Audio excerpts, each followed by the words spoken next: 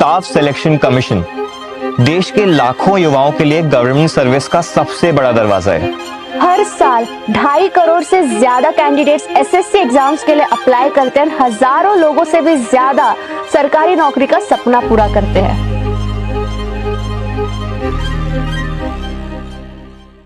अगर आप 2026 में एसएससी एग्जाम्स देने वाले हो तो रुक जाओ, बिकॉज क्या ये एग्जाम्स देना वर्थ भी है? बिल्कुल वैलिड क्वेश्चन है ये। इतने सारे कैंडिडेट्स रिसेंटली इतने सारे प्रॉब्लम्स फेस कर रहे हैं। एग्जाम सेंटर अलोकेट दूर होता है, उनको एग्जाम सेंटर में पेंसिल या माउस में इश्यूज आती है, क्वेश्चन पेपर गलत सेट कराया जाता है। इतने सारे कैंडिडेट्स एग्जाम दे रहे हैं तो माइंड में ये क्वेश्चंस आते हैं कि इसकी जिम्मेदारी कौन उठाएगा? राइट, एंड इस पॉइंट पे बहुत वैलिड कंसर्न है नेहा। एंड हमारा ये जानना बहुत ज़रूरी हो गया है कि एसएससी क्या रिफॉर्म्स ला रहा है स्टूडेंट्स के लिए, कैसे वो इन पूरे पेपर कंडक्टिंग प्रोसेस को ईजियर बना रहे हैं, और इस समय जितने भी कैंडिडेट्स को परेशानियां फेस करनी पड़ रही है उनके लिए उन्होंने क्या किया है, उनकी लाइफ ईजियर करने के लिए क्या किया है। तो आज हम यही जानने की कोशिश करते हैं कि क्या क्या प्रोसेसेस हैं, क्या क्या रिफॉर्म्स हैं, और उसी पे हम बात करते हैं आज। डेफिनेटली। आपको पता है वरुण, ये जो एग्जाम्स होते थे वो पहले पेन पेपर मोड में होते थे। अच्छा। एप्लीकेशंस बच्चे डालते थे, उन्हें सेंटर अलोकेट होता था, फिजिकल पेपर सेंटर तक पहुंचाए जाते थे और फिर ओएमआर शीट सबमिट की जाती थी। लेकिन उस समय से तो नंबर ऑफ एप्लीकेंट्स काफी ज्यादा बढ़ गए हैं, एंड अगर हम ऑफलाइन मोड को ही लेके चलेंगे तो काफी लीक की प्रोबेबिलिटी, क्योंकि pen and paper based exam है। इनफैक्ट ओएमआर को चेक करने में एरर आती होगी, ओएमआर को ठीक से मार्क करने में, पूरा कैरी करने में काफी ज्यादा प्रॉब्लम्स को फेस करना पड़ता होगा मेरे हिसाब से। एंड डेफिनेटली इसको काउंटर करने के लिए 2016 में एसएससी ने कंप्लीटली ऑफलाइन मोड हटा के कंप्यूटर बेस्ड टेस्टिंग का डिसीजन लिया। बट पता है आपको वरुण, इतना बड़ा कंप्यूटर बेस्ड एग्जाम कंडक्ट करने के लिए अच्छा infrastructure and in house facility चाहिए जो एसएससी के पास नहीं थी, एंड दैट्स व्हाई उन्होंने प्राइवेट कंपनीज की हेल्प ली और उनसे टेंडर बुलाया। अच्छा, ये सिर्फ उन्हीं कंपनीज को मिलते थे जिनके पास कंप्यूटर बेस्ड एग्जाम कंडक्ट कराने का पहले से एक्सपीरियंस था, टेक्निकल और फाइनेंशियल कैपेसिटी थी, और ये जिसको फुल प्रूफ तरीके से कंडक्ट करा सकती थी। Yes definitely Varun. So for example company A को टेंडर दिया गया है तो सारे डिसीजंस, यानी कि क्वेश्चन पेपर बनाना, एग्जाम सेंटर में एग्जाम कंडक्ट करवाना, सब कुछ एग्जाम को लेकर डिसीजन वो कंपनी ए ही करेगी। लेकिन इससे दिक्कत क्या होती थी मैं आपको बता दूं, इससे जब एक ही कंपनी सारे काम करेगी तो बहुत डाउट आ जाता है ट्रांसपेरेंसी पे, अकाउंटेबिलिटी पे, क्योंकि एक ही कंपनी हर चीज हैंडल कर रही है। तो ऐसा कुछ देखने को हमें मिला था पहले टाइम पे। आई थिंक 2017 के एसएससी सीजीएल एग्जाम में ये डिस्क्रिपेंसीज पाई गई थी, राइट? बिल्कुल बिल्कुल, और ये बात वहां तक सीमित नहीं थी, ये बात गई थी सुप्रीम कोर्ट ऑफ इंडिया तक। उसमें एक केस था Shantanu Kumar versus union of India. तो इसमें सुप्रीम कोर्ट ने ये ऑब्जर्व किया कि अब बहुत हो गया ये जो कंफ्यूजन चल रहा है एसएससी के एग्जामों को लेके, हम इसको अब फुल प्रूफ बनाएंगे ताकि स्टूडेंट्स को कोई भी दिक्कत ना आए। फाइनली एक 7 मेंबर कमेटी बनाई गई जिसका यही काम था कि इसमें देखो कि हम कैसे इस एग्जाम्स को बेटर बना सकते हैं। तो हमने देखा कि उस कमेटी की जो रिपोर्ट निकली, उन्होंने सजेस्ट किया कि अब हमें मल्टी एजेंसी मॉडल पर शिफ्ट करना है, हम सिंगल एजेंसी मॉडल पर नहीं रहेंगे।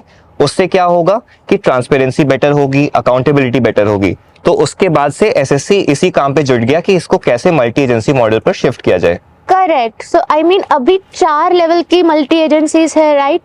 एजेंसी नंबर 1 जो पेपर सेट करती है सब्जेक्ट एक्सपर्ट्स की हेल्प लेके, एजेंसी नंबर 2 जो एग्जाम सेंटर में कंडक्ट करवाती है, एजेंसी नंबर 3 जो विजिलेंस देखती है, एंड एजेंसी नंबर 4 जो आईटी और टेक्निकल बैकएंड देखती है, राइट? राइट, बिल्कुल, ये एकदम करेक्ट डिस्क्रिप्शन है जो इस समय सेटअप चल रहा है। पूरे एग्जाम्स कैसे कंडक्ट होते हैं, टेंडर्स कैसे निकलते हैं, ये सेटअप में होता है पूरा प्रोसेस। अब मोस्ट इंपॉर्टेंट क्वेश्चन पे आ जाते हैं जिसमें मुझे लगता है कैंडिडेट्स को सबसे ज्यादा इंटरेस्ट होगा ये जानने में, क्योंकि सबसे ज्यादा क्यूरियोसिटी होती है सभी के मन में, जो एग्जाम लिख रहा है और जो एग्जाम नहीं भी लिख रहा है, कि आखिर पेपर कैसे सेट होता है।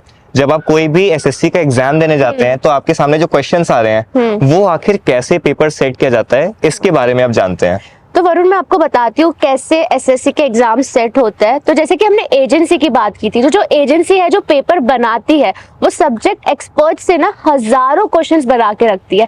एंड इसमें ये बात जानने वाली है कि ये जो एक्सपर्ट्स होते हैं वो हम जैसे इंसान होते हैं, एआई नहीं होते। चलिए, कोई तो फील्ड है जहाँ अभी तक एआई नहीं आई है। डेफिनेटली यहाँ पे एआई नहीं है। एंड ये जो क्वेश्चंस हमें मिलते हैं जो एक्सपर्ट्स बनाते हैं वो एक सिक्योर डिजिटल वॉल्ट में लॉक किए जाते हैं। एंड यहाँ पे एक ऐसा एल्गोरिदम और प्रोग्राम बनाया गया है जो रैंडमली क्वेश्चंस को पिक कर सकता है on the basis of difficulty level, और ये तब पिक करता है जब एग्जाम में स्टूडेंट एग्जाम देने जाता है, स्क्रीन के सामने वो प्रोग्राम एक्टिव हो जाता है, तभी रैंडम बेसिस पे क्वेश्चंस ऑटोमेटिक आ जाते हैं। अच्छा, तो ये काफी इंटरेस्टिंग मुझे लगा यहाँ पर कि जब कोई भी पेपर हो रहा है तो ना एसएससी को पता है, ना वो क्वेश्चन पेपर एक्सपर्ट को पता है, और ना ही जो एजेंसी करा रही है पेपर उनको भी नहीं पता है कि कौन सा क्वेश्चन कौन से एग्जाम के किस दिन पे डिस्प्ले हो जाए। तो इससे आई थिंक काफी हद तक पेपर लीक की जो प्रॉब्लम है वो रिजॉल्व हो जाती है। और अगर इसको थोड़ा और आगे से हम सोचें तो कोई भी क्वेश्चन पहली बार तब देखा जाता है जब वो कैंडिडेट खुद उस पेपर को करने बैठे, या फिर उनके पीछे खड़ा हुआ जो इन्विजिलेटर है वो उन पेपर को देख सकते हैं, वो उस क्वेश्चन को देख सकते हैं। This is the purpose of this all thing, and that's why यहाँ पे चीटिंग होने के चांसेस ना के बराबर। राइट। एंड मुझे लगता है इसका ये भी एक पहलू है कि इसीलिए एसएससी को भी नहीं पता कि कौन से क्वेश्चन, किस तरह के क्वेश्चन कई बार रिपीट हो जा रहे हैं या कई बार अप टू द मार्क बहुत नहीं है, इसलिए ये भी होता है। पर इसका एक अच्छा पहलू ये है कि पेपर लीक के चांसेस बहुत हद तक मिनिमाइज हो जाते हैं। सही बात है, क्योंकि हम पेपर लीक के इतने इंस्टेंसेस सुनते हैं अब, तो ये एक स्टेप लेना, ये एक मेथड को अपनाना काफी इंपॉर्टेंट हो जाता है उस सेंस में। एंड आपको पता है, अगर क्वेश्चन पेपर सेटिंग में या क्वेश्चन पेपर बनाने में कुछ भी गड़बड़ आती है तो जो क्वेश्चन पेपर एजेंसी है उन्हें रिस्पॉन्सिबिलिटी पूरी दी जाती है, उन पर पेनल्टी लगती है, एंड इवन क्वेश्चन पेपर को चैलेंज भी कर सकते हैं स्टूडेंट्स अगर उन्हें कोई क्वेश्चन में गड़बड़ लगता है। ये काफी एक इंटरेस्टिंग बात है, क्योंकि मुझे लगता है हर एग्जाम में या किसी भी प्रोसेस में ग्रीवांस रिड्रेसल मैकेनिज्म कुछ होना चाहिए। एंड अगर ऐसा मैकेनिज्म है तो काफी अच्छी चीज है। अगर स्टूडेंट्स या कैंडिडेट्स आपको पता है कि ऐसा मैकेनिज्म है तो आप डेफिनेटली कमेंट्स में बता सकते हैं कि आपको पहले से पता था कि नहीं ऐसा कुछ सिस्टम। हमने पेपर कैसे सेट होता है ये तो समझ लिया, लेकिन जब हमने जैसे जाना कि लाखों करोड़ों लोग इस पेपर के लिए अप्लाई करते हैं, तो क्या हम कुछ एप्लीकेशन प्रोसेस में भी कुछ रिफॉर्म्स आए हैं जो हमें जानना चाहिए? बिल्कुल वरुण, काफी सारे रिफॉर्म्स आए हैं। एक बड़ा रिफॉर्म है आधार बेस्ड ऑथेंटिकेशन, बिकॉज आपको पता है वरुण, पहले क्या होता था, पहले एक ही एप्लीकेंट मल्टीपल एप्लीकेशंस कर सकता था basis on changing some details. अच्छा, तो जो चेंजेस थे जो एप्लीकेशन में करते थे कैंडिडेट्स वो भी एक्सेप्ट हो जाते थे, तो इससे तो मल्टीपल अटेम्प्ट्स की प्रॉब्लम आती होगी। एक ही एग्जाम के लिए कई बार एप्लीकेंट्स एक्सेप्ट हो जाते थे उस एग्जाम के लिए। एंड दैट्स व्हाई इसको काउंटर करने के लिए इन्होंने आधार बेस्ड ऑथेंटिकेशन लाया, जिसमें क्या होगा कि अगर कोई एग्जाम सेंटर में जा रहा है कैंडिडेट तो उसका आधार एंड उसका बायोमेट्रिक्स के बिना उसे एंट्री ही नहीं मिलेगी। इसकी वजह से इम्पर्सोनिफिकेशन जो होता है, मल्टीपल एप्लीकेशंस जो एंट्री करते हैं, चीटिंग होता है, ये सारी चीजें रुक गई है। ये तो काफी एक इम्पोर्टेंट इंटीग्रेशन था जो आधार को लाके, एंड आई थिंक इससे प्रोसेस काफी ऑप्टिमाइज हुआ है in some sense. Correct, right. Varun, मुझे ऐसा लगता है कि एग्जाम्स तक तो ठीक है, मेन पार्ट होता है रिजल्ट, कि जब रिजल्ट आता है, जब पार्शियलिटी फील होती है कि यार उनके टाइम के तो पेपर एग्जाम इजी थे इसलिए उन्हें मार्क्स मिल गए, हमारे तो टफ थे, इसका क्या सोल्यूशन हो सकता है? I think what you are pointing towards Neha is जो कई शिफ्ट में एग्जाम्स होते हैं, क्योंकि एसएससी के हर एग्जाम के लिए इतने नंबर ऑफ एप्लीकेंट्स आते हैं कि इनको कई शिफ्ट में कराना पड़ता है। अब हर शिफ्ट में जाहिर सी बात है कि सेम क्वेश्चंस तो हम नहीं यूज कर सकते, क्योंकि एक मॉर्निंग शिफ्ट है, एक इवनिंग शिफ्ट है। तो उसमें हम क्या करते हैं कि मॉर्निंग शिफ्ट में कुछ क्वेश्चंस यूज हुए, इवनिंग शिफ्ट में कुछ क्वेश्चंस यूज हुए। कई बार कैंडिडेट्स को ऐसा लगता था कि शिफ्ट 1 में तो डिफिकल्ट क्वेश्चंस आए थे, शिफ्ट 2 में इजी क्वेश्चंस आए थे। इससे कई बार कैंडिडेट्स को फील हो सकता है कि हमारे साथ इम्पार्शियलिटी हुई है। इसमें एक नॉर्मल रॉ स्कोर पे कैलकुलेशन या एवरेज कैलकुलेशन करके हम रिजल्ट नहीं निकाल सकते, क्योंकि उससे डिसएडवांटेज हो सकता है। डेफिनेटली, एंड वो करेक्ट रिजल्ट भी नहीं होगा, एंड दैट्स व्हाई एसएससी ने इक्वी परसेंटाइल का मेथड लॉन्च किया है, and this is one of the best thing. Because पहले क्या होता था, मार्क्स के बेसिस पे बच्चों को रिजल्ट दिया जाता था, कंपेयर किया जाता था, बट अभी परसेंटाइल के बेसिस पर रैंक दिया जाएगा। डेफिनेटली, इसको थोड़ा सा और डेप्थ में अगर हम समझें और थोड़ा इजियर शब्दों में समझाने की कोशिश करूं, तो मान लेते हैं पहले सिर्फ रॉ स्कोर पे बात होती थी या एवरेज पे बात होती थी कि शिफ्ट 1 में इतने हैं, कैंडिडेट ए के इतने मार्क्स आए, शिफ्ट 2 में कैंडिडेट बी के इतने मार्क्स आए, बट इनको हम जज नहीं कर सकते because the difference in difficulty of the paper. अब सिस्टम चेंज हो गया है। अब उसमें ये होता है कि लेट्स से कैंडिडेट ए ने शिफ्ट 1 में 80 परसेंटाइल मार्क्स स्कोर किया, और कैंडिडेट बी ने शिफ्ट बी में 80 परसेंटाइल मार्क्स स्कोर किया based on the percentile which is there, कि out of 100% of the people वो कहाँ स्टैंड करता है। Correct. तो इन दोनों कैंडिडेट्स को हम इक्वल फुटिंग पे रखेंगे, हम इक्वली जज करेंगे और इनको हम सिमिलर रिजल्ट देंगे। डेफिनेटली। एंड ये जो इक्वी परसेंटाइल मेथड है ना वरुण, ये काफी सारे नेशनल एग्जाम्स में यूज भी होता है, ये एक्सपर्ट्स ने ही बनाया है। राइट तो ये ऐसी चीज नहीं है कि हमने इन हाउस में ऐसे ही डेवलप कर दी। Correct. ये काफी एक एस्टैब्लिश्ड फॉर्मूला है एग्जाम्स को जज करने का। Correct. जो भी एग्जाम्स हों, चाहे हम जितना भी ऑप्टिमाइज कर लें, चाहे जितने भी हम कोशिश कर लें, कुछ ना कुछ टेक्निकल ग्लिचेस आ ही जाते हैं, मुझे ऐसा लगता है एग्जाम्स में। डेफिनेटली, बिल्कुल टेक्निकल ग्लिचेस तो रहने ही वाले हैं। बट एक अच्छी बात बताओ वरुण, एसएससी ने ना इस टेक्निकल ग्लिचेस को सॉल्व करने के लिए लॉग एनालिसिस करती है ना। लॉग एनालिसिस में क्या होता है कि कभी भी कोई सेंटर या बैच में इरेगुलरिटी पाई जाती है, यानी कि सडन डिस्कनेक्शन हो गया, क्वेश्चन पेपर्स डिस्प्ले नहीं हो रहे, लैग हो गया कुछ, तो तब भी एसएससी वो स्टूडेंट का एग्जाम रीस्केड्यूल करवाती है। तो ये एसएससी मेक श्योर करती है, इंश्योर करवाती है कि टेक्निकल इशू की वजह से बच्चों का कोई नुकसान नहीं होना चाहिए। अच्छा, और मुझे लगता है कि जब इतना मॉनिटर किया जा रहा है तो इससे काफी हद तक मैल प्रैक्टिस जो होती है, चीटिंग होती है, कोई और आके एग्जाम लिख दिया, ये सब भी थोड़ा सा कर्ब हो जाता है इससे। बिल्कुल, ये तो यही मकसद है कि लॉग एनालिसिस होता है ताकि बच्चों का नुकसान ना हो। तो ठीक है, बट ये जो इशू है कि सेंटर बच्चों को अभी भी दूर मिलते हैं, इसका क्या हुआ है?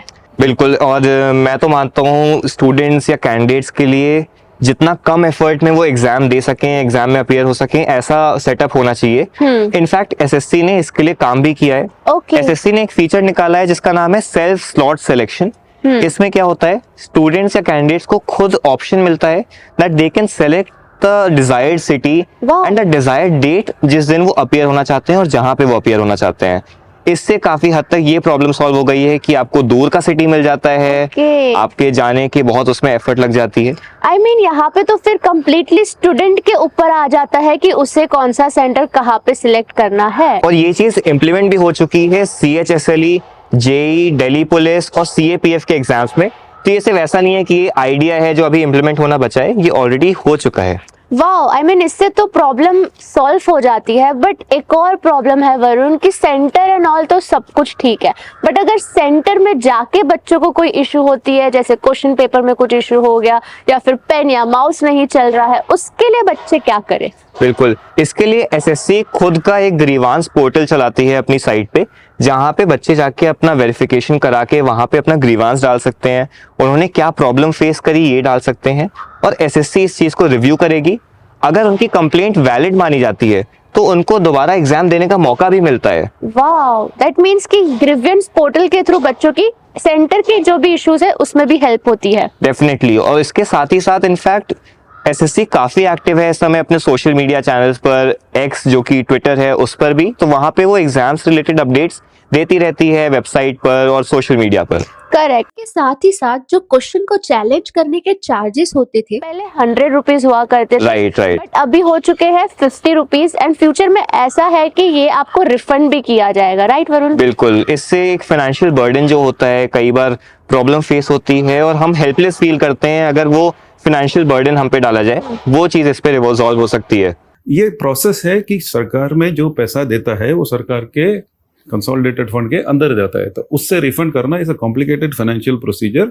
We will work out something, मतलब कुछ सिस्टम ले आएंगे कि चैलेंज में जो कॉन्टेस्ट करता है और चैलेंज एस्टेब्लिश होता है कि क्वेश्चन गलत था, कम से कम उसका पैसा डेफिनेटली रिफंड करना है। ये तो हो गए कैंडिडेट्स के इश्यूज, लेकिन एसएससी भी कुछ इश्यूज फेस करता है। सबसे मेन दिक्कत इसमें ये है कि कई बार जैसे कैंडिडेट्स के एग्जाम तो क्लियर हो गए लेकिन वो सीट नहीं ज्वाइन करते। इसका रीजन कुछ भी हो सकता है कि उन्होंने बाय चॉइस ज्वाइन नहीं करी, या फिर वो मेडिकल फिटनेस टेस्ट में या डॉक्यूमेंट वेरिफिकेशन में फेल हो गए। इसकी वजह से होता क्या है कि वो सीट वेकेंट रह जाती है। तो वरुण, इसमें ऐसा हो सकता है कि एसएससी आगे जाके वेटिंग लिस्ट का कुछ प्रोविजन लाए, बिल्कुल वैसा जिसमें रेलवे में वेटिंग लिस्ट होती है कि जब सीट खाली होती है तो वेटिंग वालों का कंफर्म हो जाता है। बिल्कुल, इससे आई थिंक कैंडिडेट्स को भी राहत मिलेगी और सेम टाइम पे एसएससी को भी राहत मिलेगी। बिल्कुल। इंडिया जैसे बड़े देश में लाखों लोग एक एक एग्जाम के लिए बैठते हैं और इसी में गवर्नमेंट एग्जाम की डिमांड तो सबसे हाई रहती है। और ऐसे में अगर एग्जाम के प्रोसेस स्ट्रीमलाइन हो तो ज्यादा बेटर होता है, ना ही स्टूडेंट्स के लिए बल्कि एसएससी जैसे बॉडीज के लिए भी। क्योंकि रिस्पॉन्सिबिलिटी उन्हीं की है कि एक भी डिजर्विंग कैंडिडेट का मौका उसके हाथ से ना जाए। और एसएससी के इतने सारे जो रिफॉर्म्स है वो एग्जाम पर्सपेक्टिव से काफी ज्यादा फेयर, ट्रांसपेरेंट और सिक्योर रहे हैं, which is a very good sign. Definitely, and I hope candidates benefit from these reforms in the coming exams and everyone gets a fair shot. Thank you so much. Thank you.